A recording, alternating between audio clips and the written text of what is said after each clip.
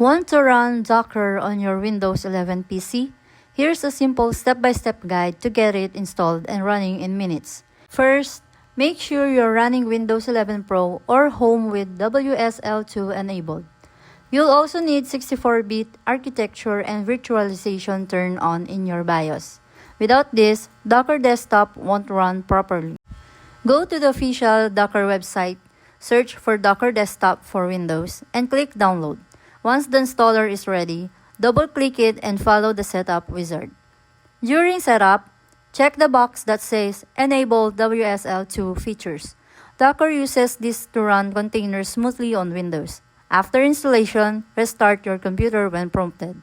Once your PC restarts, open Docker Desktop from the Start menu. It will launch automatically and run in the background. When you see the Docker whale icon in your system tray, it means Docker is installed successfully and ready to use. And that's it. You've installed Docker on Windows 11 and you're now ready to start running containers right away.